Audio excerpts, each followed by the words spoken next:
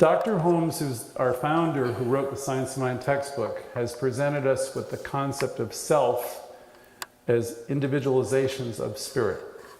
So you can think of yourself as being what? An individualization of this one perfect life. We individualize the divine presence that is universal in its nature, operating through each one of us all the time. Spirit is always loving. It exists as love and presence. It pours itself into its creation everywhere. There is not a spot that you can imagine where God is not. It gives to itself by means of itself and by means of us. We, each of us, are one with it. I don't know if that's a word that everyone really grasps fully here. When I first really caught on to that, when I was much younger, it was breathtaking to me, the idea that this oneness. I thought about it a lot and contemplated the words omnipresence, omniscience, omnipotence.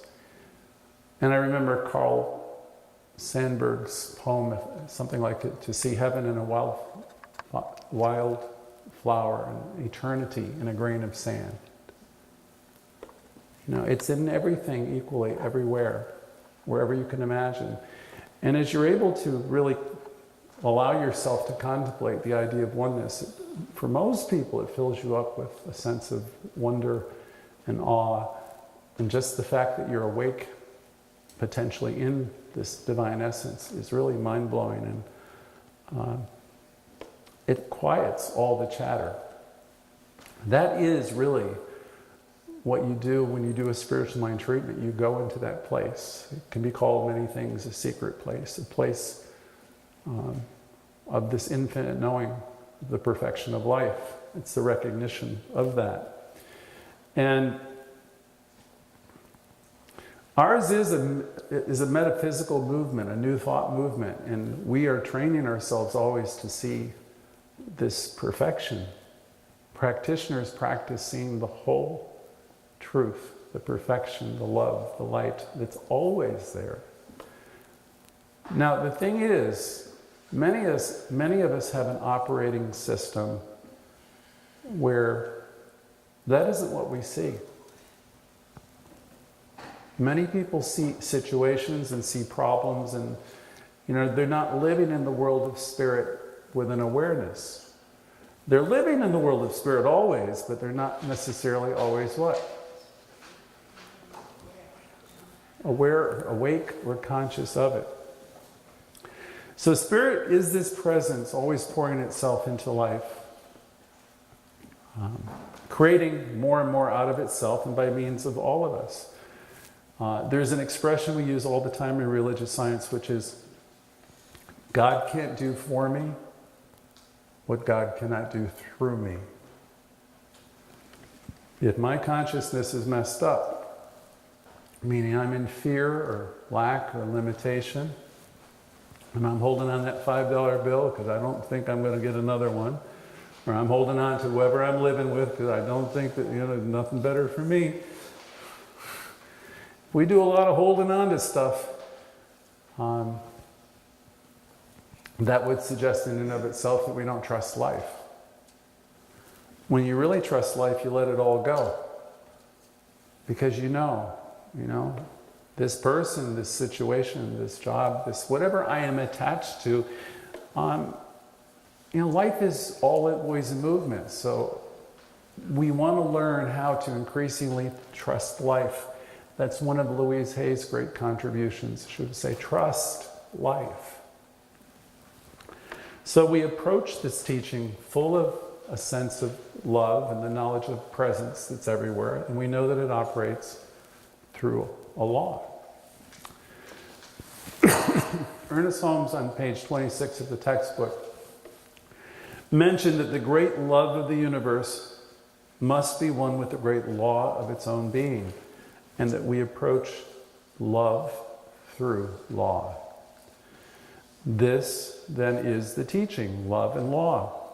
As the love of God is perfect, so the law of God also must be perfect.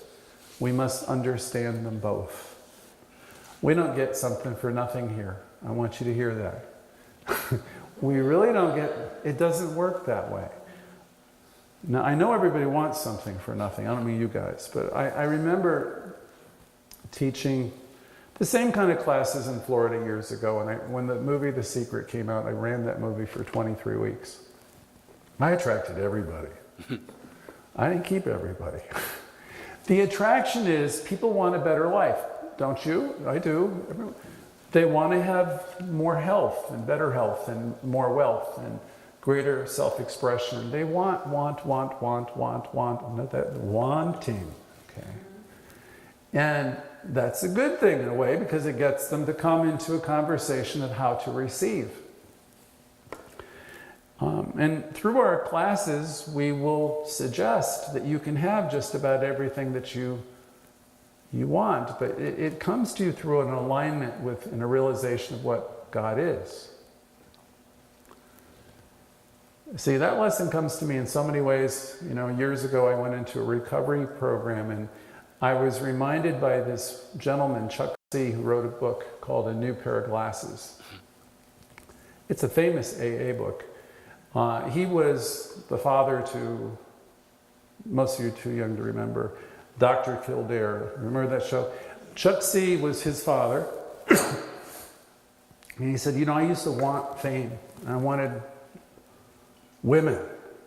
And I wanted more whiskey. I wanted everything. And he said, I spent more nights in the Beverly Hills jail than the Beverly Hills jailer. He said, all my wanting. And he wanted it when, do you imagine? Now. And just like the people who came to the movie The Secret years ago, they wanted the necklace or the bicycle or the house. And they wanted, but what we've learned and we learn here is we pay for everything in spiritual coin. The song from Lady Sings the Blues, the song of Billie Holiday, God bless the child who has its own. We develop a consciousness here of having and knowing that we're beautiful and that we're successful and that we're loving and that we're lovable.